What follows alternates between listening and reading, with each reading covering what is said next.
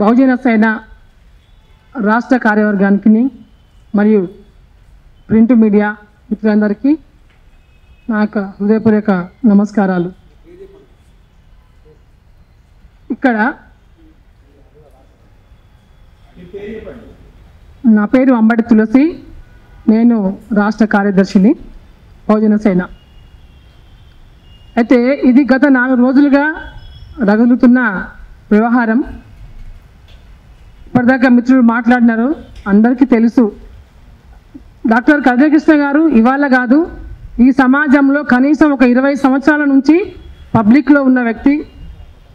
ఎక్కడో దాచుకొని చాటు మాటలు మాట్లాడలేదు సారు. ఎందుకంటే తను అవగాహన పట్టిండు సంస్కృతాన్ని. చాలామంది మీరున్న వాళ్ళు చూసి ఉన్నారు.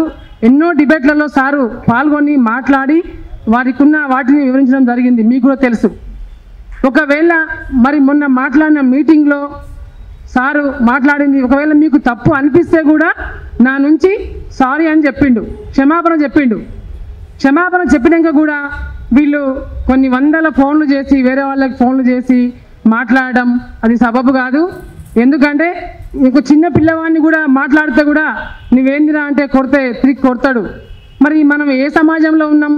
ఇది భారతదేశం అంటే భిన్న జాతి మతములున్న స్వేచ్ఛ ప్రదేశం. ఇది రత్న గర్భ పేరుగన్న మణిమయ దేశం, ఆర్యపుత్ర చరిత్ర గల ఆరాయ తీరం అని చెప్పేసి మనం పాటలు పాడుతూ ఉన్నాం.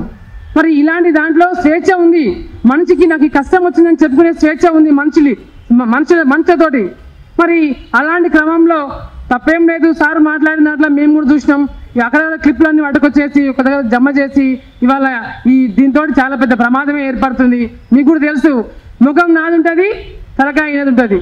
ఇలా పెట్టి తయారు చేస్తున్నారు మీడియాని. కానీ అక్కడ అట్లా ఏం చేయలేదు. కృష్ణ గారు 100% తనకు తెలిసిన దాన్ని వివరించడం జరిగింది.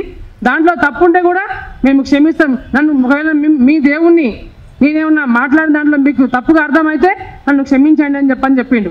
చెప్పిన తర్వాత కూడా ప్రవీణ్ కుమార్ గారు మీరు మాట్లాడిన వర్షం ఏందో మీకు బాగా గుర్తు చేసుకోండి, మేము ఎలా మాట్లాడుతున్నామో గుర్తు చేసుకోండి.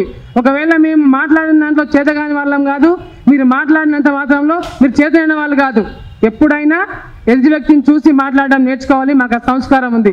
సారు కనీసము మాకు ఈ లాక్డౌన్ పీరియడ్లో నిజంగా మీరు నమ్మరు, కేవలం అంబేద్కర్ గారు ఎలా చదువుకున్నారు, ఆయన చదువుకొని కష్టపడ్డ కష్టాలేంటి, బాధలేంటి, రమాబాయి గారు ఎలా కష్టపడ్డారు, తర్వాత పూలే గారు ఎలా కష్టపడ్డారు, సావిత్రిబాయి గారు ఎలా కష్టపడ్డారు, వీళ్ళ గురించి వివరించి కొన్ని క్లాసులు పెట్టి మాకు వాళ్ళ ఉన్నతమైన ఉనికిని మాకు చాటు చెప్పిండు. కానీ మీరు పోయి దేశం మీద పోయి జనం మీద కొట్లాడమని చెప్పేసి మాకు ఎప్పుడు చెప్పలేదు సారు. కాబట్టి మా నాయకుడు నిజమైన నాయకుడు అని చెప్పేసి మేము బలంగా మేము నమ్ముతున్నాం, మేము చేస్తున్నాం ఇది.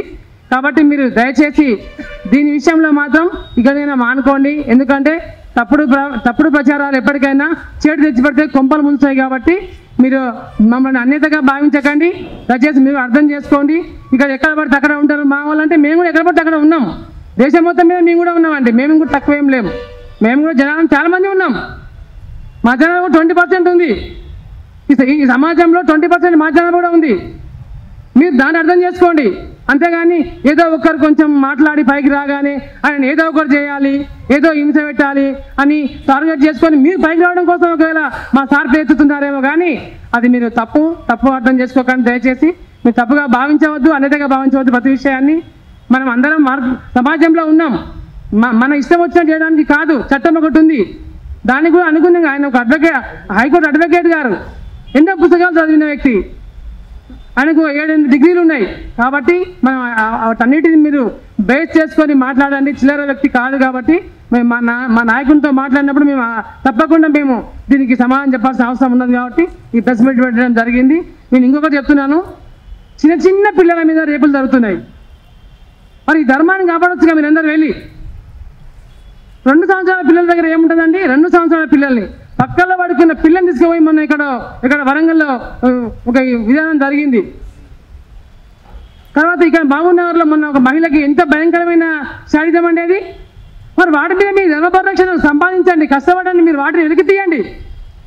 కానీ ఇట్లా ఒక మంచి మేధావి మీద మీరు మీ ప్రతికారం తీసుకోవడం పద్ధతి కాదు. కాబట్టి మా సార్ తరఫున నేను కూడా క్షమాపణ చెప్తున్నాను. ఎందుకంటే మీకు ఒకవేళ మీ దేవుని మీద ఎవరి దేవుని వాళ్ళని పూజించుకునే హక్కు ఉంది భారతదేశంలో, దాని తప్పులేదు. ఒకవేళ మీకు తప్పు అనిపిస్తే మేము క్షమాపణ చెప్పినాం. ఇంతటితోటి దీన్ని పోనిస్తే మంచిగా ఉంటుంది అనేసి మా ఉద్దేశం. మీ అందరికీ తెలియజేస్తూ థ్యాంక్ యూ.